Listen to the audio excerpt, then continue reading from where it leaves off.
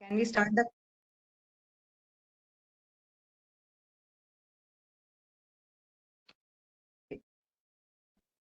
respected guest of the day, Professor Achuthsankar sir, Dr. Jayagumar, President of SSI Thiruvananthapuram chapter, dear SSI members and invitees, a very good evening to all.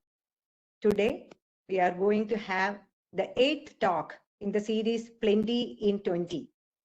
Today's talk is being delivered by Professor Achuthsankar S. Nair on the topic Beauty and Science of Fractals.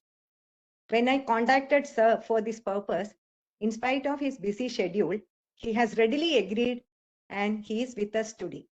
On behalf of the Executive Committee of SSI Thiruvananthapuram chapter, I extend a very warm welcome to you, sir. I also welcome all the members of the SSI Thiruvananthapuram chapter and other invitees to the talk. I'm actually privileged to introduce the speaker of the day. Sir was my teacher. When he started his career, he was our teacher in Palakkad, NSS Engineering College, Palakkad. So we had a very short time as Sir as our teacher. So I am very privileged to introduce Sir in today evening.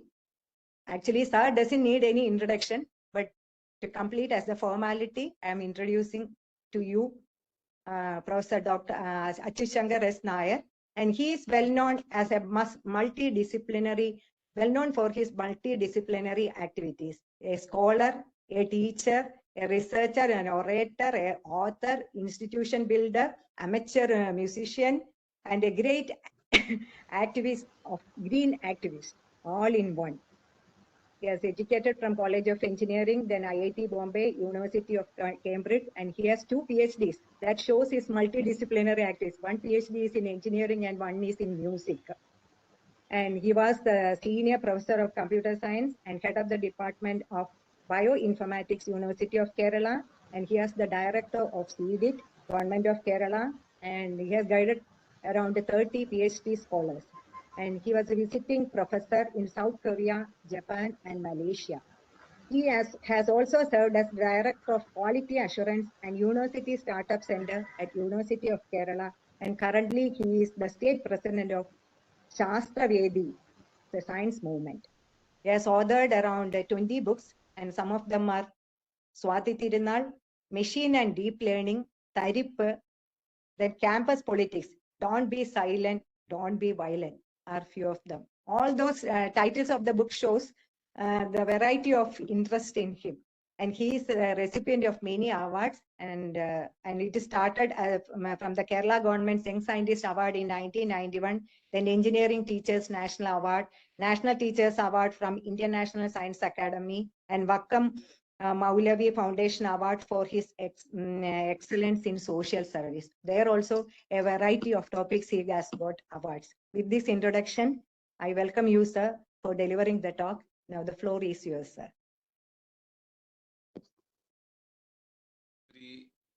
Good evening to all of you. I think this is my second association with your society. I recall having associated with a seminar long ago, maybe 10 years ago. Srilata, thank you very much for the kind words spoken about me, members of the society. So I think we have 20 minutes, so there is no time for exchange of pleasantries. So I would just like to say thank you, and I deem it an honor to talk to number of people who are involved with one of the most prestigious institutions of our country and the areas associated with it. I chose to speak on fractals because there are only 20 minutes. I thought I will say a little, but I will make it entertaining. That is usually my style. 20 minutes is a challenge for me. I will try. So let me start with a small video. So my daughter Gayatri Shankar is here, educationist. So she will share a small video. Let us watch that 1 minute.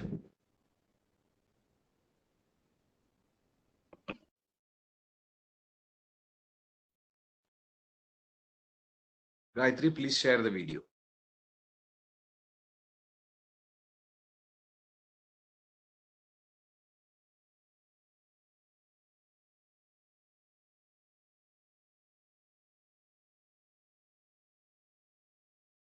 You want me to share the video, right? The video, the YouTube video. Okay. Fine.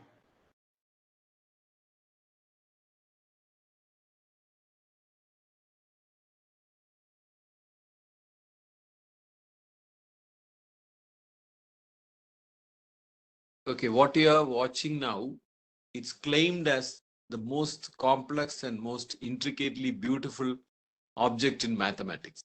It is the Mandelbrot set. So just watch that.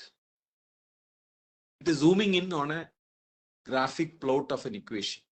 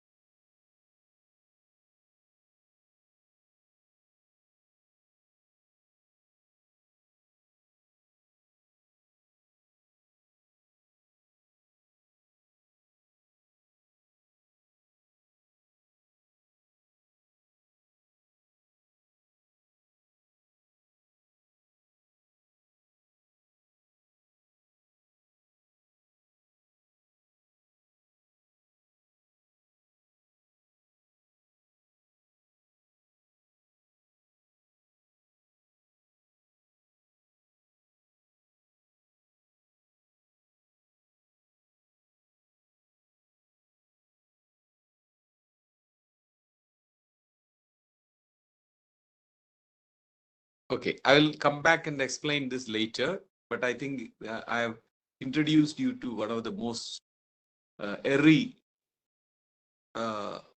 objects of mathematics, which is a fractal.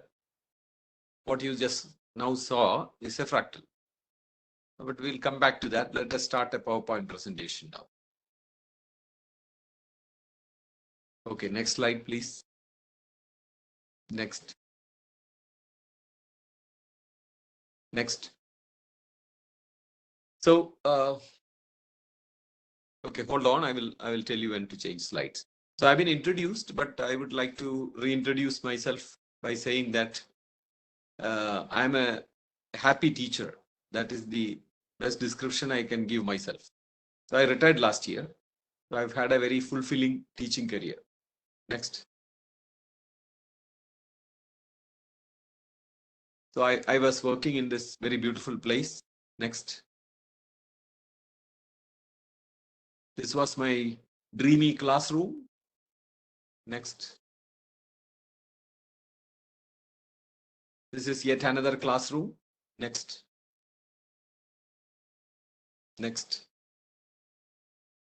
So I head a science organization called Shastravedi. It has already been mentioned here. Next. So this is one recent book that I've edited on nuclear power, and a magazine that we are coming out with.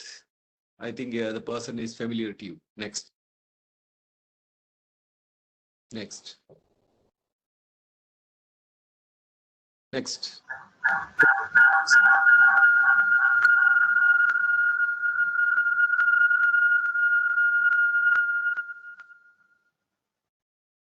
There is some howling. I hope it is over.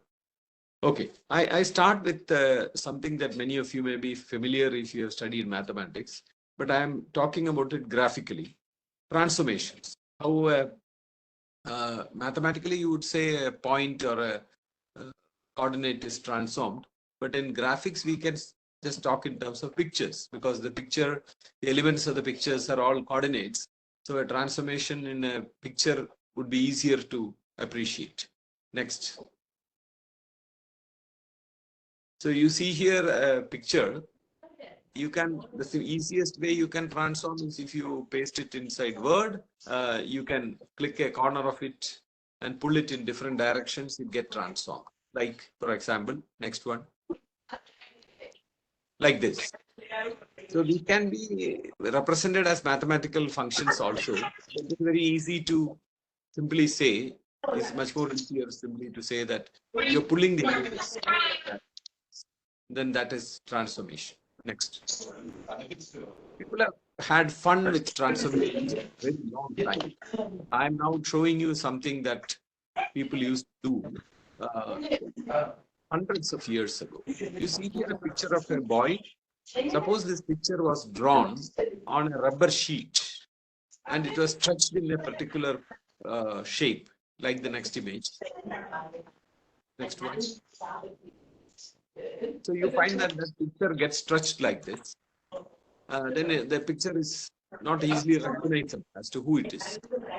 So then somebody's microphone is on. If they would switch off. Okay. So, now the image is not easily recognizable. But look at this magic. If you place a cylindrical reflector at the center of this image, the picture comes back. Just watch the next slide. So you see a glass cylinder placed in the middle of that picture reflects this picture into it and it comes back in its original form. So there is a lot of maths behind this, or rather I would say this can be represented mathematically. And I just wanted to hint that transformations are a very wonderful area to start talking about. Next, please. In fact, my theory is that every mirror actually represents a transformation. If you have been to a circus, then, or to a magic planet, you would see that in different places, different kinds of mirrors are kept that make you laugh because, your body is elongated, your face is pulled in different directions. They are all transformations and they all represent very interesting complex mappings. If those who have studied engineering would definitely recall what complex mappings are. Next, please. So even the driver's mirror is actually a mathematical, interesting mathematical calculation. So every reflection that you see or every mirror that you see is a transformation. Next, please. So this is my theorem. Every mirror represents a complex mapping or vice versa, where the object coordinates make up a complex number and the mapping produces a transformed complex number. So the simplest mirror is f z equals z. Very strange mirror is f z equals 1 by z. I recall studying this in maths in engineering, but never knew that it was such a beautiful thing. So only after I read the book by George Gamow titled 1, 2, 3 Infinity, I understood what a strange function that is. So f z equals 1 by z would mean all points inside the unit circle would go out and all points outside the unit circle would come in. So this is like saying if you take a photograph, passport size photograph, replace the face by the body and body by the face. That would be a very strange picture to imagine. So I just wanted to say that transformations are full of wonders, full of surprises, full of beauty. And one such thing I'm talking about now, fractals. Next. So I'm going to do a demonstration of creating a fractal with a picture of a vadai, and in fact, you can create this with any picture. I am just using here a picture of a eatable, but you can create this with any picture. Next, please. So you take a picture, any picture of square shape, and what you do is you make 3 copies of this with paint package or whatever graphic package you have. You can make 3 copies of this and then reduce each of them to 50%. So like the next, and then place them in a particular pattern. Next, please. So you find that I've reduced it to 50% and I've placed it at the corner of the page, of a page. Then I place the other 2, one on the top and one on the right. Please watch. Next. So you see that the original picture is reduced to 50%, 1/4, 50% of its height and 50% of its width. So that would be 1/4 the area. And then I make 3 copies of it, place one in a corner, one on the top, one on the right. I hope it is clear to all of you. So now what you do is you repeat this process. You now take this picture and reduce it to 50% and paste it in the same fashion. So you get the next picture. Next. So this is what you get. The earlier picture reduced to 50%, one in the corner, one on the top, one on the right. So this process that I'm doing now in the theory of fractals, it's called an iterated function system. But we don't need to complicate with those words. We can just look at this as a very simple game, in fact, if you want. Next. So now what you do is you reduce the previous picture, make 3 copies, paste it in the same fashion, you get this picture. Do it again, you get the next picture. Next. Do it again, you get the next picture. So we get an exquisitely beautiful picture, which looks very strange, but it is produced through very simple transformations repeatedly applied. And the picture that you see now on the screen is called a Sierpinski triangle. It has very strange property. Actually, it is scooping out an area. It looks like scooping out an area out of a triangle. And the strange property is that it has 0 area. Believe it or not, it has 0 area. Because any area that you see, the middle is scooped out. The rest of the area you see, again, middle is scooped out. So whatever level you see that the material is scooped out, and actually it has 0 area, but all other dimensions of a triangle. It's a very strange thing. Some 40 years ago, this started becoming a great point of attention for mathematicians. Next, please. Next. Next. So after some time, there is also a particular property. You repeat, nothing changes. You start repeating, there is no change. So that is called an attractor of the function. You repeatedly apply certain transformations, there is an attractor.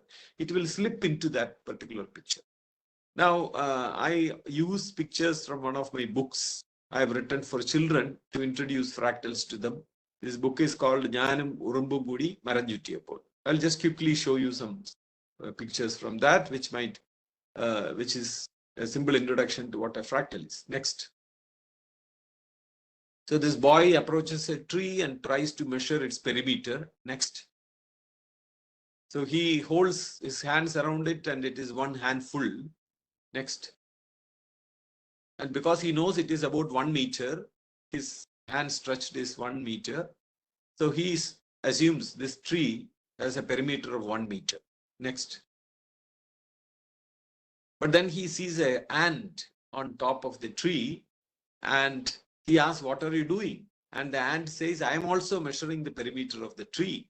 I'm walking around and seeing how long the perimeter is. Next. And the ant says, oh, I did not find it 1 meter. When I walked, it was more than a meter. So the boy is surprised. Next. So you see that when the ant walks on top of the tree, it actually goes through the small, services, and the measurement that it takes will be longer. In fact, what I'm trying to portray is a very the title of a very famous research paper called How Long is the Coastline of England? And the answer is it is infinite. It depends on the scale that you use. If you start measuring it with a scale of 1 kilometer, then the length is something. Let us say the length is 500 kilometers. But if you start measuring using a scale of 1 meter, then the length is different. If you start using a scale of 1 centimeter, then again the length is different. So that is what is being shown. Next. So the ant actually advises the kid, if you let a bacteria measure it, it is going to be next. So it is advising the child, the child is asking, how can there be 2 answers? Next. So if a bacteria is able to walk around and measure the perimeter of a tree, it might be many kilometers. So this is the whole idea. Geometric objects so far have been simplified, and we have started looking at these geometric objects as having dimensions of 1, 2, 3, etc. So the concept of fractals, it was explained using a notion known as fractional dimension.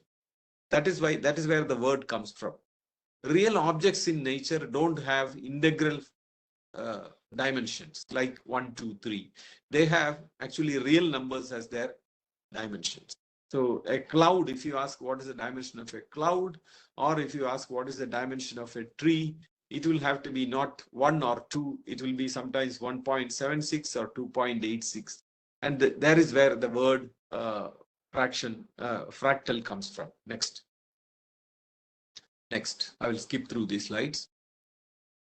So the mother tells the child, the world, if you look more and more deep into the world, you will see more and more details emerging. You recall the video that I showed in the beginning? That is exactly portraying that. Universe is a bundle of secrets. The more you look, the more you see. And the more you look, the more you see. And this is a property of a fractional dimension object. Next.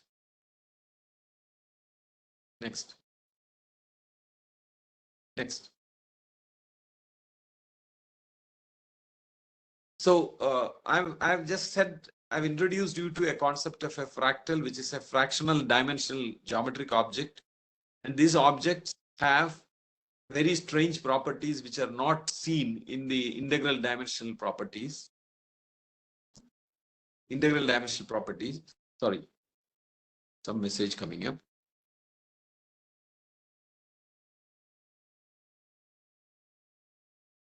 Can you see, show next?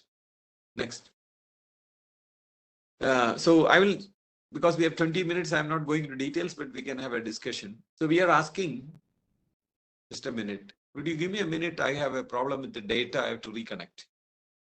Give me a minute of break. Okay, sir. Yes, sir.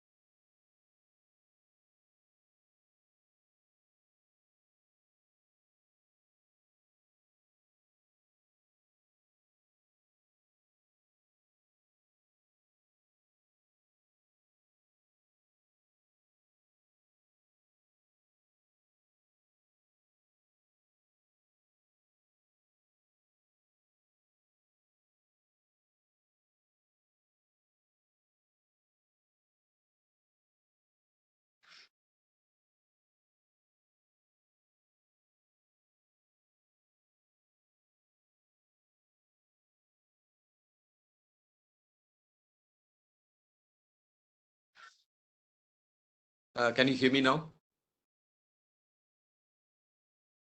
Yes, sir. Okay. So I will now show you a software, but before that, now what is this? Is this just a pretty picture to see? Is it of any use? Well, I will tell you one use I know of, not that I know of every use. See, the Sierpinski triangle that you saw, suppose you wanted to store it as an image. In fact, there is no need to store it as an image because it can be produced from any random image by applying the transformations that I showed. This means this is a way of compressing images.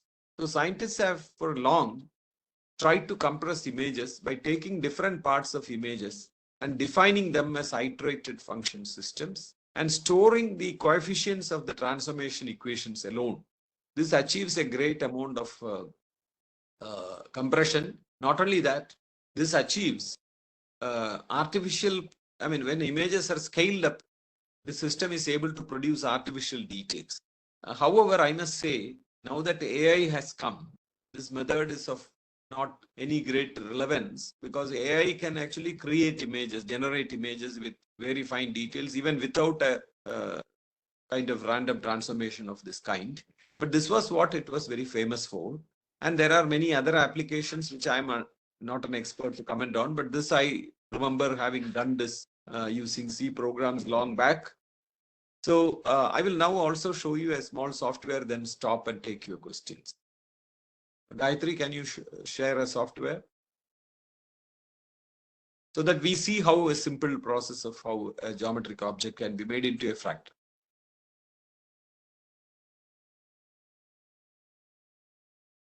Okay, so this is a software. So we will see the first one, a triangle. Can you reset? Can you reset the software?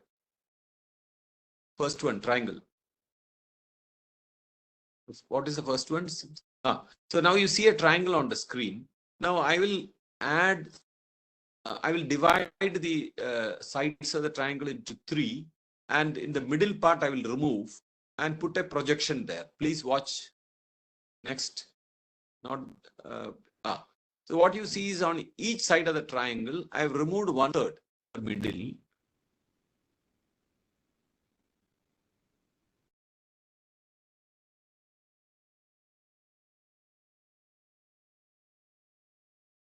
This and repeat the process. So you get this next image. You can repeat it again. Next. Please do next. Yeah. Go on. And then you get, this is called a snowflake, coach snowflake.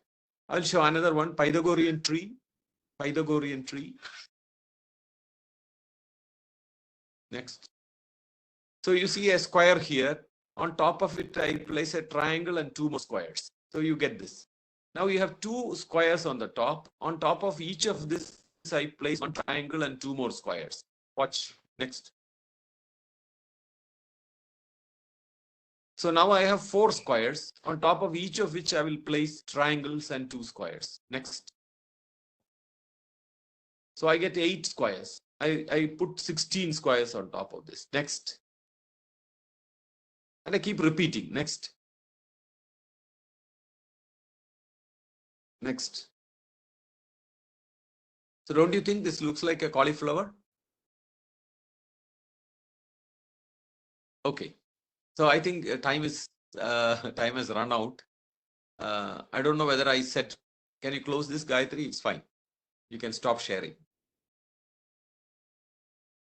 I don't know whether I shared, but I tried to share some of the very interesting, beautiful imagery of fractals. Made a small mention about its use in image compression, and that's it. So I would now thank you, sir. We can hand over. take 1 or 2 questions. Yeah, please do. Now it is open for question answer section.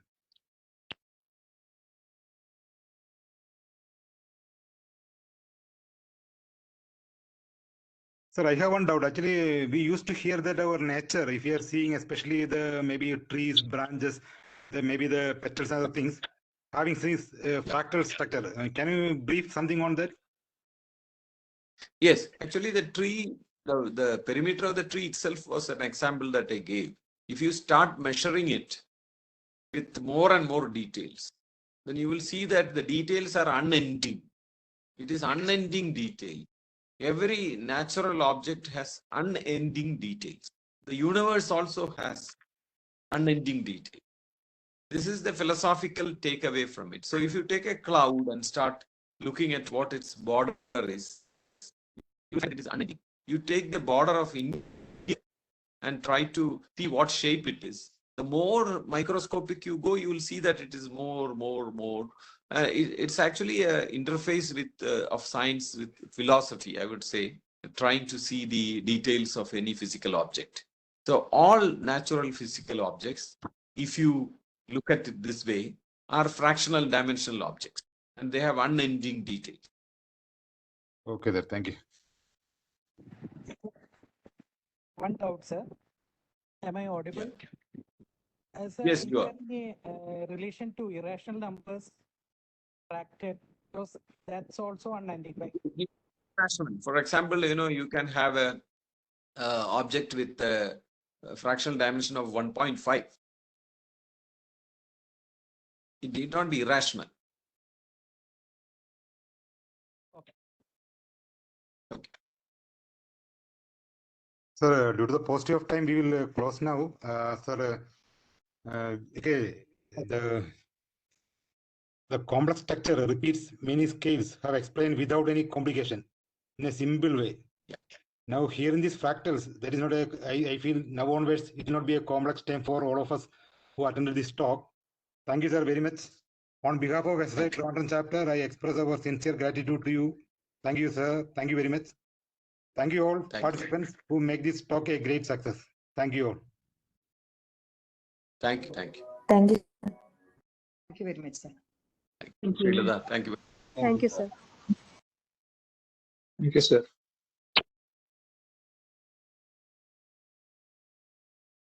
Thank you, sir.